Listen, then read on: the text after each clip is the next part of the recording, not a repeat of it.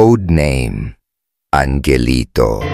Chapter 1. Ang bagong empleyado. Mainit ang sikat ng araw nang bumaba ng jeep si Angelito sa harapan ng isang matayog na gusali sa Makati. Ang punong tanggapan ng Reyes Group of Companies, isa sa pinakamalalaking negosyo sa Pilipinas. Suot niya ang simpleng light blue na polo, itim na slacks, at bitbit ang payak na backpack. Walang mamahaling relo, walang logo ng luxury brand. Mukhang ordinaryong fresh grad na naghahanap ng direksyon sa buhay. Pagpasok niya sa lobby, sinalubong siya ng malamig na aircon at formal na receptionist. "Name please?" tanong ng babae sa desk, hindi man lang tumingin sa kanya. "Angelito Reyes po, first day ko sa logistics department." Sandaling tumigil sa pag-type ang receptionist at bahagyang tinaas ang kilay. "Reyes?" Ulit niya. Parang nag-aalangan kung biro lang iyon. Pero nang wala siyang makita sa mukha ni Angelito kundi seryosong ekspresyon, iniabot niya ang ID. "Here's your visitor's pass. HR is on the 9th floor." "Thank you," sagot ni Angelito, sabay ngiti, hindi ng pasikat kundi ng paggalang. Wala pa ring tumitingin sa kanya, walang bumabati, walang nakakapansin. Isa siyang invisible na presensya sa gitna ng mga taong abala sa sarili nilang mundo. Pagdating sa HR, binigyan siya ng orientation na parang minadali. "Okay, ito yung ID mo, contract at clearance form. Sa logistics ka assigned. Alam mo na siguro basic expectations. On time ka, walang palya, and always follow the chain of command." Ani Miss Rowena, ang HR officer, habang nakatingin sa cellphone. "Opo," sagot niya habang sinusulyapan ang opisina. Modern, makintab, pero malamig ang atmosfera. Hindi malamig dahil sa aircon. Malamig dahil walang pakialamanan. Sa logistics department, sinalubong siya ng team leader na si Kaloy, nasa mid-40s, halatang veteran na sa kumpanya pero may kasamang yabang sa kilos. "Baguhan ka ba?" tanong nito. Hawak ang kapeng 3-in-1 habang nakatayo sa harap ng mga filing cabinet. "Opo, first day ko ngayon." "Tamang-tama. May backlog kami sa inventory and coding. Sa'yo na lahat yan." Tinapik ni Kaloy ang isang folder na may kapal ng yellow pages. "Bilis-bilisan mo lang. Dito matira matibay." Walang nag-welcome, walang nag-tour, walang nagtanong kung kumusta siya. Agad siyang isinabak sa trabaho. Habang nagtatrabaho, napansin niyang marami sa mga empleyado ay may grupo-grupo. May barkadahan ng sip-sip kay boss. May grupo ng mga veteranong nagkakapustahan sa sabong. At may ilan ding simpleng trabahador na walang boses. "Uy, sino yung bago?" bulong ng isa sa kabila. "Huwag kang maingay. Baka kamag-anak lang yan ng kontraktor," sagot ng isa, sabay tawa. Hindi pinansin ni Angelito. Tahimik lang siyang nagtatype, nagbabasa ng manual, at sinusubukang intindihin ang sistema. Ang totoo niyan, higit pa sa alam nila ang kayang gawin ni Angelito. Sa ika-4 na palapag, may isang opisina na may one-way mirror, kung saan isang matandang lalaki ang nakamasid sa CCTV monitor. Maputi na ang buhok, pero matalim pa rin ang mga mata. Siya si Don Rafael Reyes, CEO ng Reyes Group at ama ni Angelito. Kamusta ang unang araw niya? Tanong niya kay Madam Clarice, ang long-time assistant niya. Hindi siya pinapansin, sir. Pinagagawa agad ng basura, pero tahimik lang siya. Magaling. Diyan natin makikita kung anong klaseng tao talaga ang anak ko. Bumalik tayo kay Angelito. Sa kabila ng pagod at kawalang pansin, may ngiti pa rin sa kanyang labi habang binubuksan ang system sa harap niya. Hindi ito ang unang beses na gumamit siya ng ganitong klaseng software. Sa katunayan, siya ang tumulong sa pag-develop ng ilang bahagi nito habang naka-undercover sa IT consulting firm sa Singapore. Chapter 2. Mga mata na nakamasid. Lumipas ang unang linggo ni Angelito sa Reyes Group na tila walang nagbago. Taas kilay pa rin ang mga katrabaho, hindi siya sinasama sa mga lunch out. At kapag may error kahit hindi niya kasalanan, siya ang sinisisi. Bakit ang tagal mo mag-upload ng report? Tanong ni Kaloy isang hapon. Sir, may issue po kasi sa server connection. Excuses? Wag mo akong ginagago, ha? Bago ka lang dito, wag kang magtataray-taray. Tahimik si Angelito. Walang angal. Ngunit sa loob-loob niya, alam niyang hindi ito basta hazing. May mas malalim na kulturang nabuo sa kumpanyang dapat ay pag-aari niya balang araw. Sa gitna ng kanyang pagtitiis, patuloy siyang nag-oobserba. Gabi-gabi, nagtatala siya ng detalye, mga pattern ng shipment, login history sa company systems, at mga pangalan ng paulit-ulit na lumalabas sa special approval files. Sa isang notebook na luma ngunit malinis, sinusulat niya ang lahat ng kahina-hinala. PO number 3921, 800K payment, no delivery receipt. Kaloy mentioned special client. Sino? System audit access needed. Code starts with 9x3. Tila isang investigador si Angelito, tahimik ngunit masusing nagbubuo ng puzzle. Samantala, sa ikawalong palapag, nakatanggap si Don Rafael ng ulat mula kay Madam Clarice. Sir, may ginagalaw na si Angelito sa system. Parang nagsusuri siya ng mga ledger na hindi bahagi ng kanyang trabaho. Hinahanap na niya, sambit ni Don Rafael habang pinapaikot-ikot ang wedding ring sa daliri. Anong reaksyon ng mga department heads? Si Mr. Villanueva po, halatang mainit sa kanya. Baka nararamdaman na niyang may sumisilip sa mga tinatago niya. Panatilihin mong ligtas si Angelito.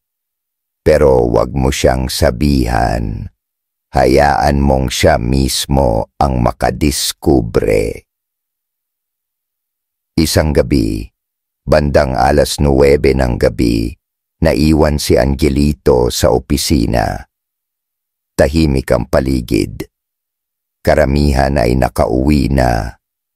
Ngunit siya patuloy sa paghahalungkat ng files sa outdated system ng logistics. Isang folder ang nakalock. Pangalan, Project Eclipse. May encryption. Ngunit hindi siya basta-bastang empleyado. Ilang buwan siyang nag-training sa cyber forensics. Gumamit siya ng simpleng script para i-decrypt ito. At doon niya nakita ang mga pangalan ng ghost suppliers.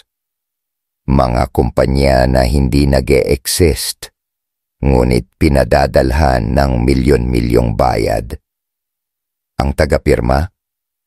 Rogelio Villanueva, ang head ng operations. Kinabukasan, tila walang nangyari. Nakangiti si Villanueva habang pinupuri ang isa sa mga sip-sip na empleyado. Good work sa presentation, Maricel. Ganyan ang gustong-gusto ko, yung proactive. Lumapit si Angelito para isubmit ang weekly report. Late mo na naman to sinend, ani Villanueva, hindi man lang tiningnan ang papel.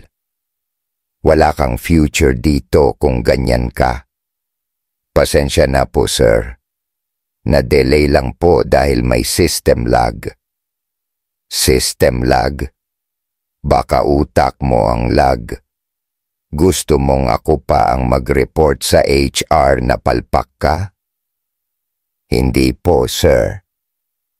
Tahimik si Angelito, pero sa loob niya, unti-unti na siyang naghahanda. Hindi siya ang klase ng anak na iiwan na lang ang pangalan ng ama sa kamay ng mga tulad ni Villanueva. Chapter 3. Lason sa sistema. Pagka-uwi ni Angelito sa kanilang apartment sa Taguig, agad niyang sinarado ang pinto, binuksan ang laptop, at nilabas ang kopya ng mga dokumento mula sa Project Eclipse. Nasa harap niya ang digital na ebidensya, mga invoice, payment vouchers, at delivery receipts na peke. At higit sa lahat, may electronic signature si Villanueva sa halos lahat. Mabigat ang pakiramdam niya. Hindi lang ito simpleng anomalya, ito ay plunder. Mahigit 48 million pesos na ang nawawala. At ang ilan sa mga ito ay galing sa fund na dapat ay para sa mga empleyado at emergency relief. Gamit ang pangalan ng tatay ko, ninanakawan nila ang kumpanyang ito. Bulong niya habang hawak ang isang USB stick kung saan niya sinave ang kopya. Kinabukasan, pinuntahan siya ni Kaloy habang nagkakape. "Oh, Angelito, may ipapagawa ako. Punta ka sa warehouse.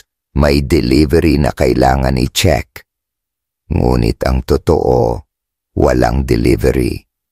Habang papunta si Angelito sa bodega, may dalawang lalaki sa likuran niya.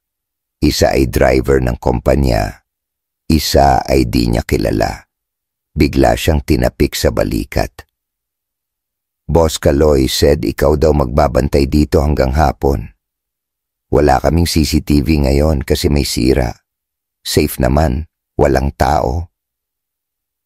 Sumimangot si Angelito. "Ako lang mag-isa? Pansamantala lang. Saglit lang kami." Pero pagtalikod ng dalawa, may kutob na agad si Angelito. Sinadya ito. Nagsimula siyang magmasid sa warehouse. Napansin niyang ang ilang mga kahon ay walang label, kahina-hinala. May code na EV001, EV002 hanggang EV015. Nang buksan niya ang isa, laman ay second-hand printer parts. Hindi ito ang high-end equipment na nakasaad sa mga resibo. "Fake procurement," bulong niya. "Delivery ng basura para sa presyong triple sa totoo." Nagpigil siya ng galit. Agad niyang kinuhanan ng litrato gamit ang hidden cam sa kanyang relo.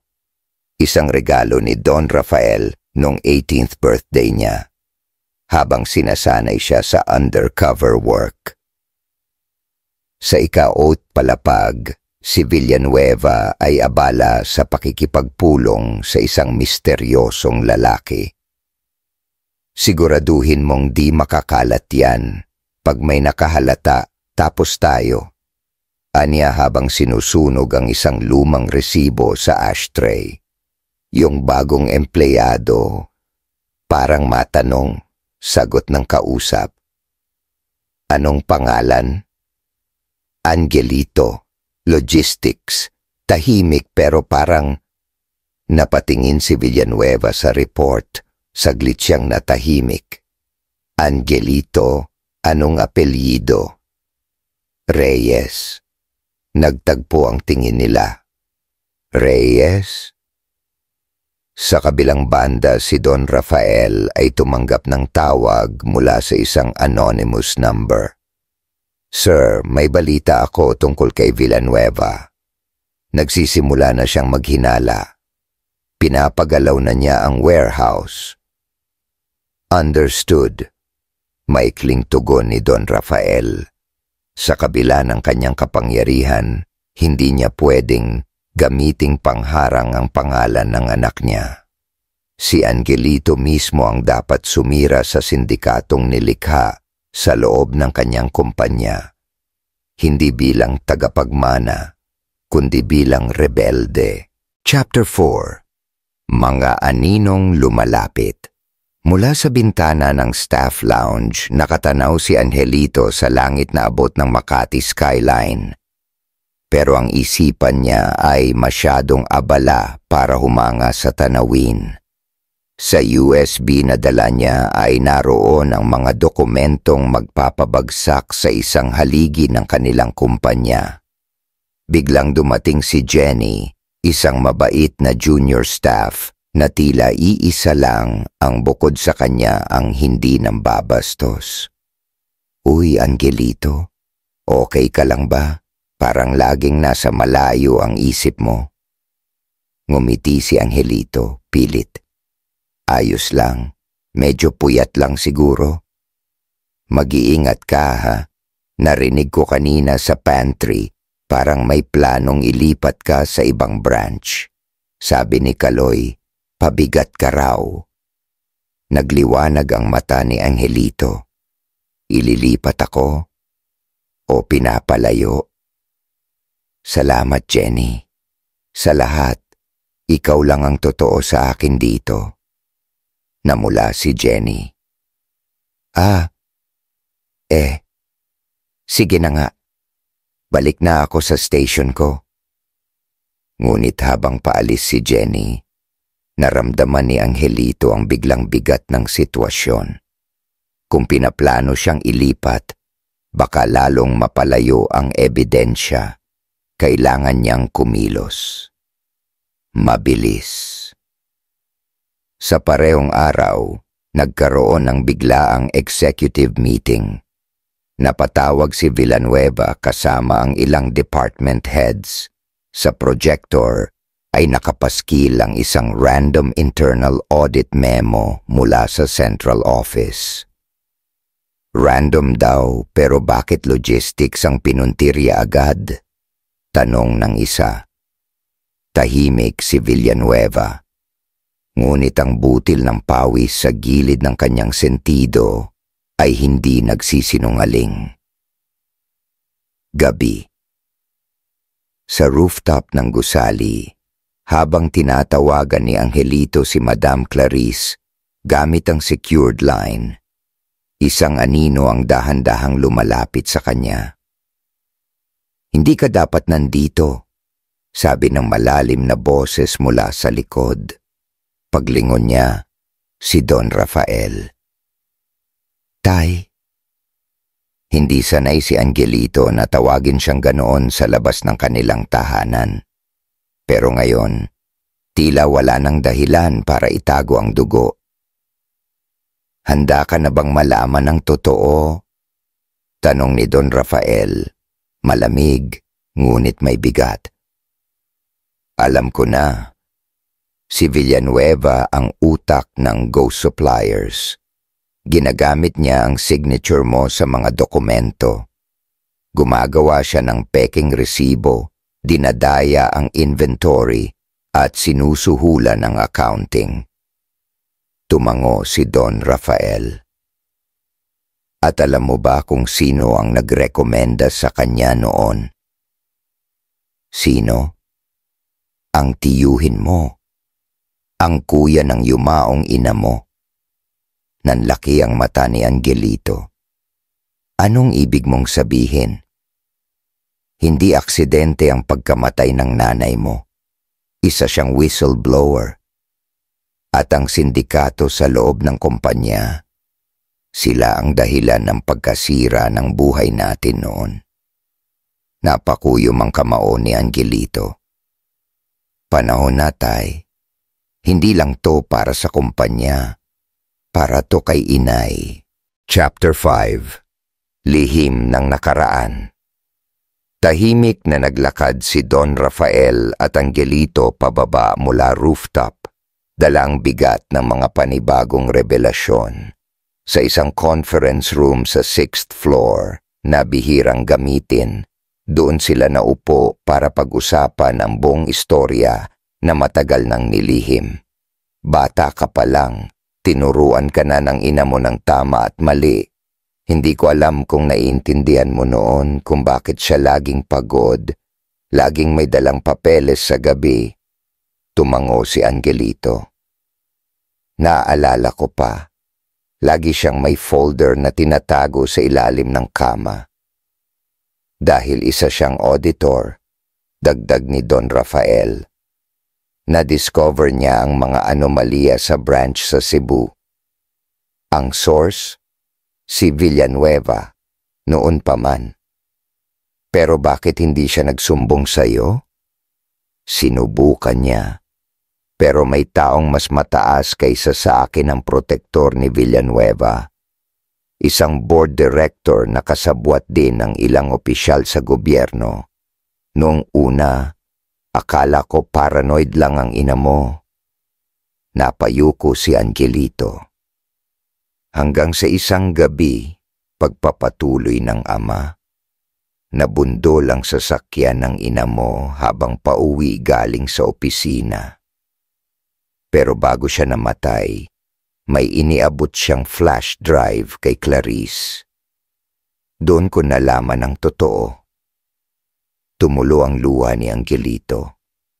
Hindi dahil sa galit, kundi dahil sa muling pagbubukas ng sugat na matagal niyang pinilit limutin. Kaya mo akong pinasok bilang ordinaryong empleyado, sabi niya, para ako mismo ang makakita. Hindi sapat na ikaw ay tagapagmana. Kailangan mong maranasan kung paano lokohin, apihin, maliitin. Kasi kung kaya mong tiisin yon para sa katotohanan, ibig sabihin, handa ka na. Sa sumunod na linggo, inakto ni Angelito na siya ay isang karaniwang empleyado pa rin. Tahimik, patuloy sa trabaho. Ngunit sa gabi, gamit ang credentials ni Don Rafael, sinimulan na niyang tipunin ang buong digital trail ng sindikato. Lahat ng dokumento ay inayos niya sa isang malaking presentation na pinamagatang Operation Eclipse, The Truth Beneath the System. May CCTV clips, email threads, bank transfers, voice recordings, at mga dummy company IDs. Lahat. Isang linggo pa ang lumipas at ipinatawag ni Don Rafael ang buong board of directors para sa isang emergency strategic review. Dumalo rin ang mga department heads, kabilang si Villanueva, Caloy, at ilang mga senior officers. Tumayo si Don Rafael sa gitna ng conference room. Bago tayo magsimula, may gusto akong ipakilala sa inyo. Ang anak ko. Pumasok si Angelito, naka-business attire, dala ang laptop at ngiti na mahigpit, ngunit kontrolado. Si Angelito ay hindi isang regular na empleyado. Siya ang tagapagmana ng Reyes Group. Nanlaki ang mga mata ni Villanueva. Ang iba'y nagbulungan, ang iba na may napalunok. Pero mas mahalaga kaysa sa pagiging anak ko, si Angelito ay may dalang katotohanan. At ngayong araw, ipapakita niya iyon. Chapter 6. Ang pagsabog ng katotohanan. Tumahimik ang buong boardroom. Lahat ng mata ay nakatuon kay Angelito habang ikinokonekta niya ang kanyang laptop sa projector. Sa screen, lumitaw ang title slide, Operation Eclipse, The Truth Beneath the System, presented by Angelito Reyes. Sa unang slide pa lang, nagtaas na ng kilay ang ilang opisyal. Ngunit nang magsimula ang audio clip kung saan maririnig si Villanueva habang kausap ang isang supplier. Villanueva: "Basta hati tayo sa SOP, wala nang tanungan. Si Sir Rafael naman wala nang alam sa mga galawan. Safe to." Nanginig ang baso ni Villanueva. "Fake yan, pinagtagpi-tagpi mo lang yan." Ngunit hindi doon natapos si Angelito. Ipinakita niya ang email threads mula sa opisina ni Villanueva kung saan may direktang utos na pagbayarin ang kumpanya sa mga ghost suppliers. Isinunod niya ang CCTV clip sa warehouse kung saan makikitang dineliver ang mga basurang printer parts bilang brand new equipment na siningil sa halagang triple ng market price. May mga tauhan si Villanueva na tumanggap ng cash sa labas ng accounting process. Ito ang mga resibo ng bank transfers na dumiretso sa account ng kanyang pinsan sa Hong Kong. Isa-isang lumitaw sa screen ng ebidensya. Tila isang maselang operasyon ang inilalatag ni Angelito sa harap ng mga opisyal. Hindi na nakatiis si Villanueva. Tumayo siya. "Lahat ng yan hearsay. Wala kang pruweba na ako talaga ang may pakana." Tahimik si Angelito. Pinindot niya ang huling slide. At sa projector, lumitaw ang isang confidential document, isang digital audit trail kung saan makikitang ginamit ni Villanueva ang kanyang login credentials upang i-approve ang mga peking procurement documents. May oras, petsa at IP address. Kasabay nito, may pumasok na 2 lalaking nakasuot ng barong at may bitbit na mga dokumento. "Mr. Villanueva," sabi ng isa, "kami po ay mula sa National Bureau of Investigation. Sumusunod lang po kami sa warrant na inisyu ng korte base sa reklamo ng Reyes Group. Nanlaki ang mata ng lahat." "Warrant?" "Tama, sabat ni Don Rafael. Kasama si Angelito sa nagsumite ng ebidensya sa Anti-Fraud Division. Hindi ito board meeting, ito ay exposure." Nagtangkang tumakbo si Villanueva, ngunit agad siyang nasakote. Napasigaw siya. "Lahat kayo kasabwat din, pati ikaw, Rafael." Ngunit wala nang makapagsalita. Ang ebidensya ay masyadong solid. Isa-isa ring napaimbestigahan ng iba pang opisyal na binanggit sa mga dokumento ni Angelito. Pagtapos ng eksena, lumapit si Jenny kay Angelito sa labas ng conference room. "Angelito, ikaw pala talaga ang anak ng may-ari. Bakit mo itinago?" Ngumiti si Angelito. May kaunting lungkot.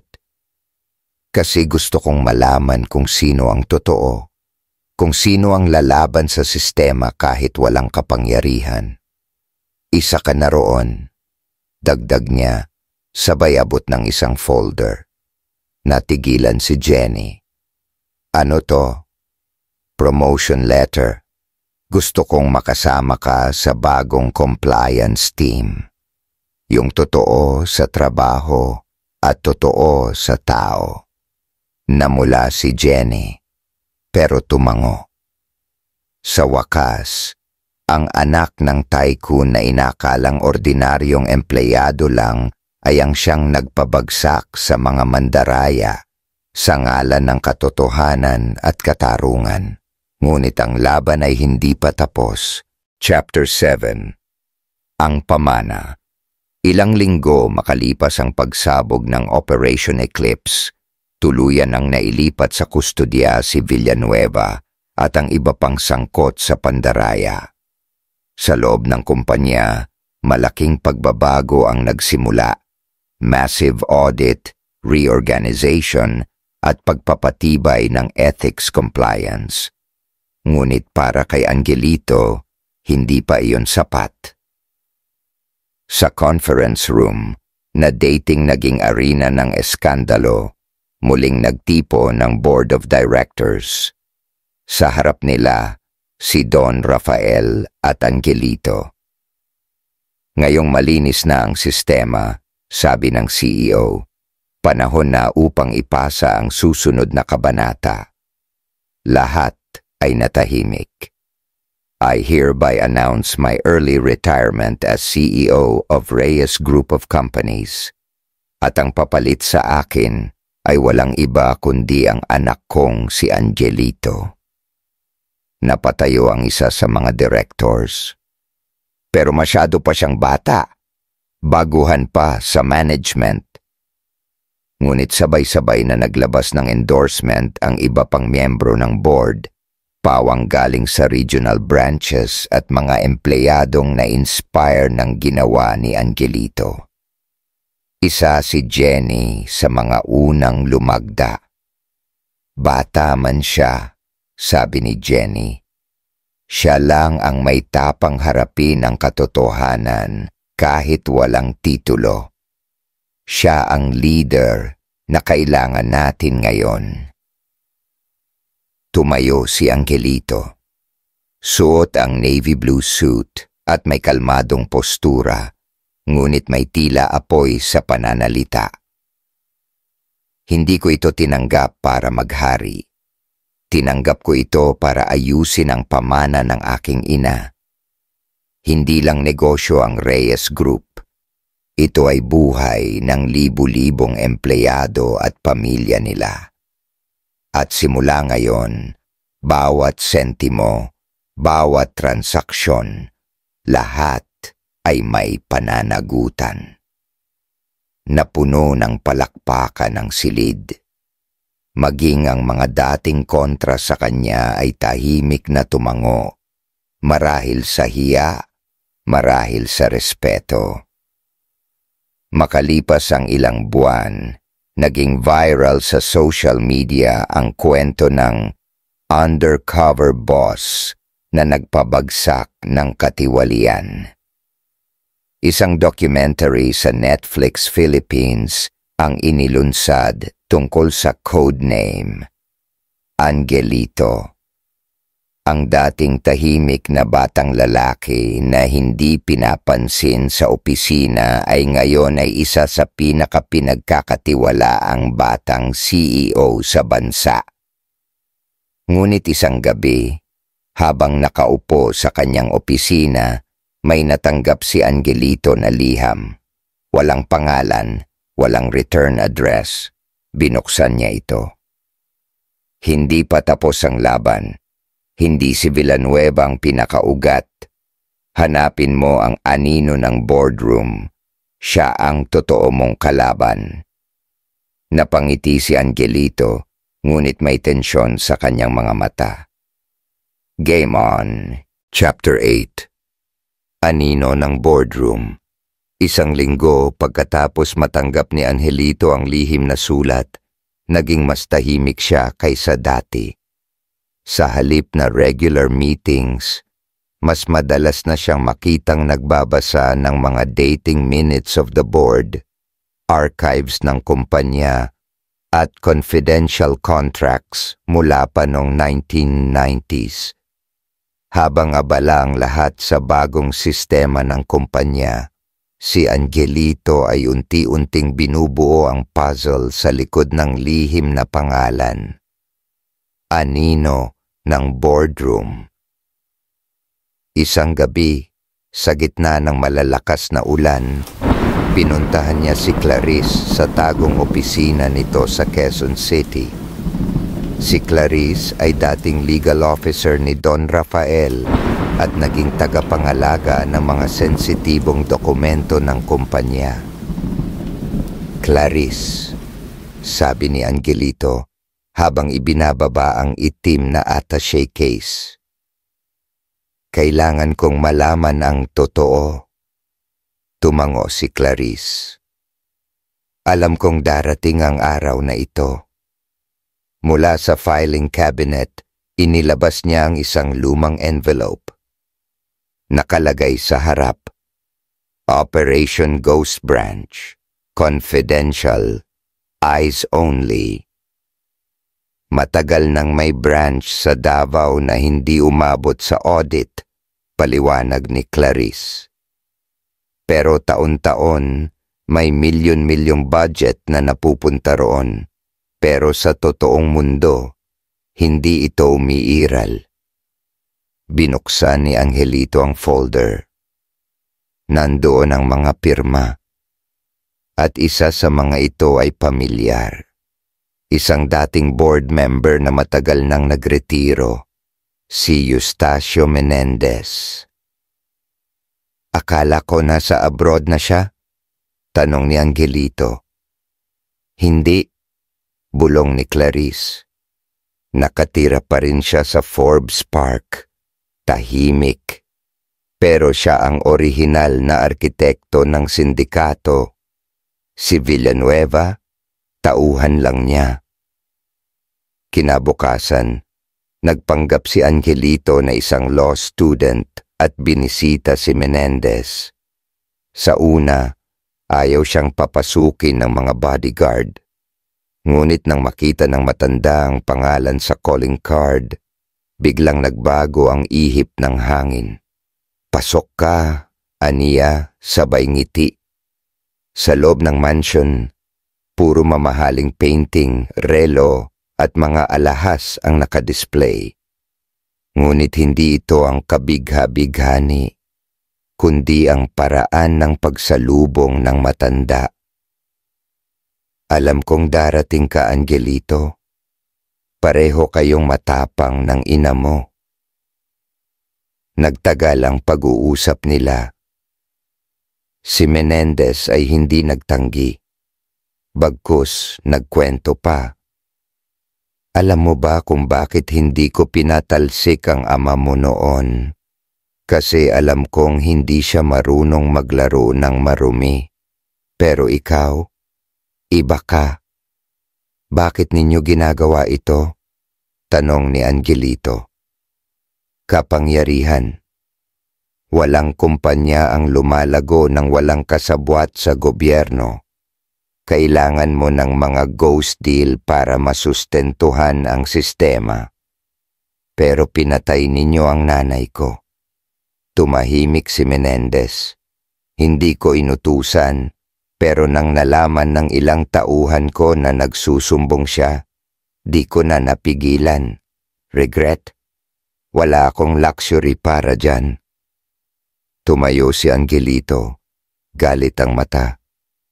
Salamat sa katotohanan. Pero wala ka ng kapangyarihan ngayon. Sigurado ka ba riyan? Tanong ni Menendez. Habang pasimpleng sumenya sa isang lalaki sa sulok ng silid. Bumalik si Angelito sa Maynila. Kinausap niya agad si Don Rafael. Hindi sapat na ilantad natin ang mga mandurugas.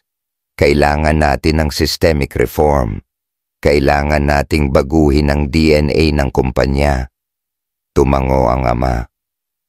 At paano mo balak simulan yan? Sa sarili kong mga kamay. Chapter 9. Linis Bayan Movement. Pagkatapos ng revelasyon kay Menendez, lalong naliwanagan si Angelito. Hindi sapat ang pagbagsak ng iilang masama. Ang tunay na laban ay laban sa sistema. Isang bulok na ugat na bumabalot hindi lang sa kumpanya, kundi sa buong lipunan. Sa loob ng corporate HQ, pinatawag ni Angelito ang mga department heads, legal team, finance group, at ilang piling empleyado. Mga napatunayang tapat.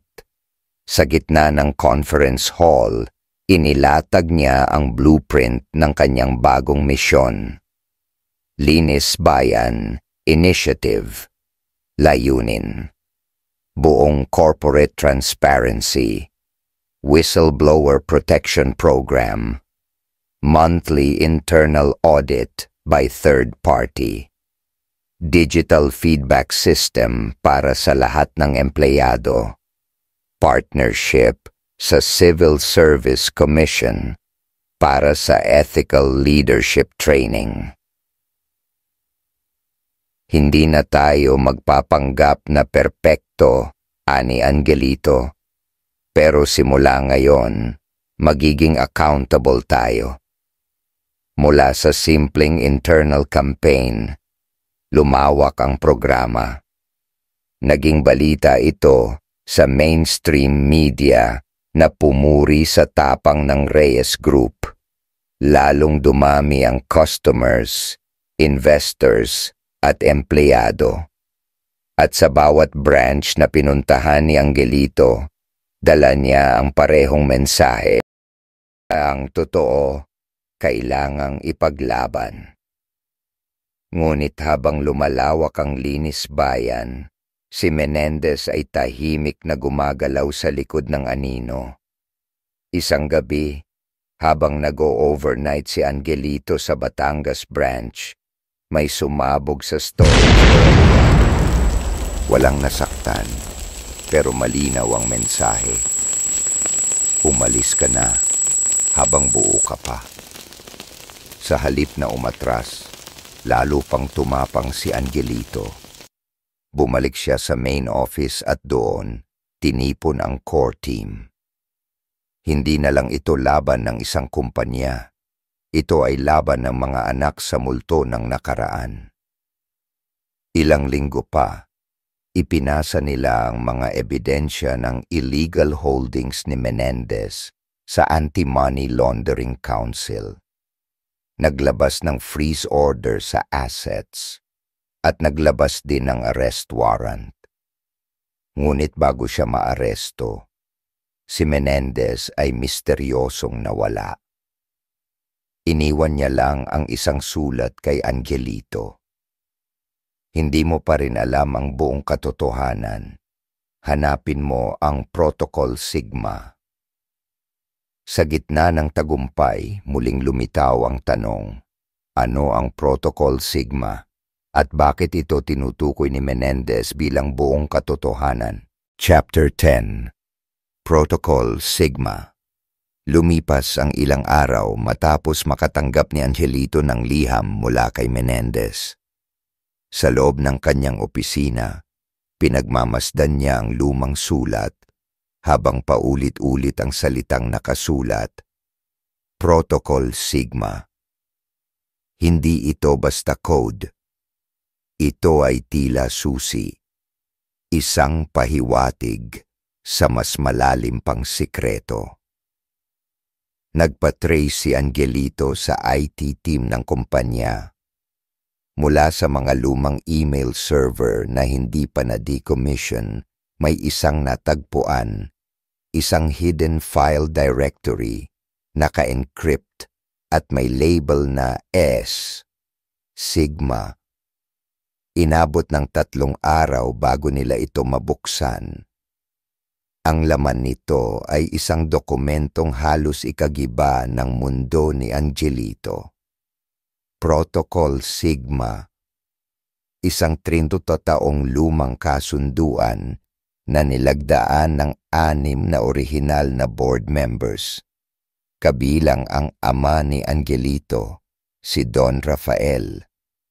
Ayon sa kasunduan, pinayagan ng board na gamitin ang ilang bahagi ng kita ng kumpanya bilang Confidential Development Fund, na sa mas madaling salita ay black fund na ginagamit sa pangungurakot, lobbying at pagsuhol sa ilang ahensya ng gobyerno.